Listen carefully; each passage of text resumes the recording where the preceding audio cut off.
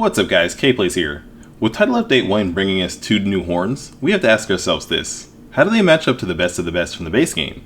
Well, today we'll be getting into that conversation, starting with a horn that's returning from past games, Summoning Bell, an enhanced poetic bell. Its elegant sound cleanses souls before their crossing.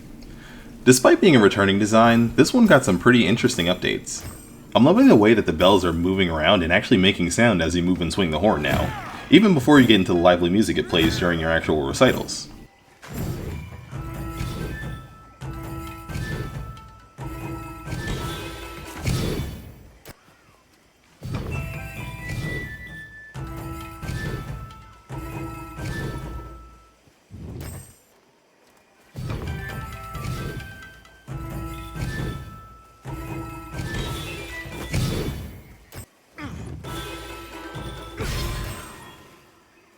Definitely gives this one a bit of a festive flair, perfect for the upcoming Spring Blossom Festival.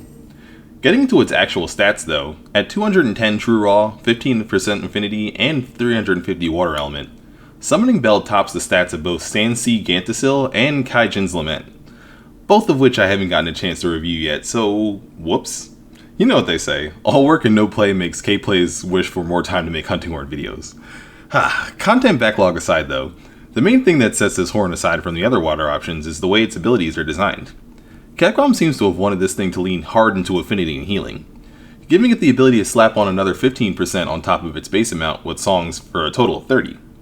The rest of its song list is focused on that healing. I mean, Earplugs Large is a great buff, but other than that and the affinity song, this one is all about the heals. As we go through the rest of the horns, you're going to start to notice a trend with Melody of Life pairing with other healing song lists. For this one though, it's kinda fitting for the Soapy Bubble Dragon to have a horn that cleanses away all damage. Although I'm kinda surprised that they didn't go all in on that with the status immunity or health regen bubbles. Or actually, I guess the evasion and movement speed bubble would have probably fit best, looking at the monster this horn came from. But in any case though, stamina regen actually works pretty nicely for that affinity focus I mentioned earlier, because it makes it much easier to maintain max might for another 30%.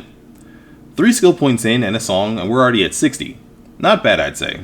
You could get 30 more from Weakness Exploit, which would put us at 90, but thanks to the Slick Blade skill built into all Mizutsune weapons, we can go one better. Slick Blade can currently only be at level 3, so we'll focus on the full effects of the skill when maxed. Whenever you're wet, meaning in rain or wading through water or oil, you gain 9% affinity. Depending on the monster you're fighting and the area you're fighting in, this could either come slightly in handy or be entirely useless. With an elemental echo wave, Summoning Bell is clearly meant to be a weakness targeting horn. And while there are a few water-weak monsters in the Oil Well Basin, you won't find yourself bringing this along very often against the Scarlet Forest roster. I'm not the biggest fan of area-based effects for this reason, especially since even in the Oil Well Basin you won't always be able to take advantage of the Slick Blade in certain parts of the map. Luckily though, there's a second part to the skill. Whenever you're affected by Bubble Blight, you get a whopping 21% affinity. That would bring Summoning Bell up to 51 with no other armor skills whatsoever after playing your affinity song. But there's a catch here. Again, this is a water horn, so you're definitely not going to be bringing it along to fight Mizutsune itself, the only current source of Bubble Blight for monsters. That means that the only way to consistently activate this skill is to pair the weapon with Mizutsune's 4-piece armor set bonus.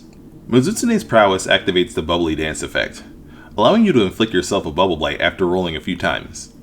For 30 seconds you'll get some extra iframes as long as you don't get hit, on top of the Slick Blade synergy. With this, Max Might, Weakness Exploit, and the song buff, we'll finally hit a full 100%, while even saving ourselves a point in either affinity skill to avoid overcapping by 10%.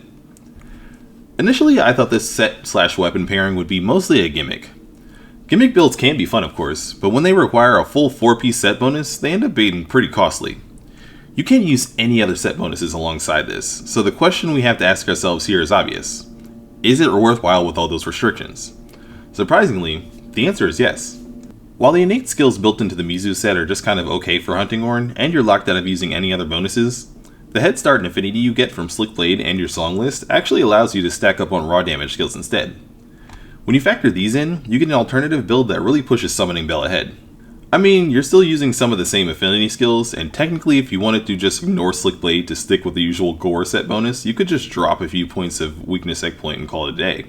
That said, who doesn't like to change up the build meta every now and then? I mean, something has to compete with Black Eclipse. Otherwise we'll just be rocking that same 2 or 4-piece set bonus all the way up to Master Rank. This just provides us with a unique secondary option for this particular horn. I wouldn't mind if we got more weapon/armor pairings like this to shake up things for variety's sake in the future. And speaking of secondary options, some of you will be pleased to know that this does in fact technically replace Ardian in the meta against water-weak monsters, thanks to that extra space it gets to shove in more damage skills. Personally, I may just stick with Ardian because it's close, and it has higher elemental values and access to Resounding Melody for spamming said high element and a piercing blast straight through monsters.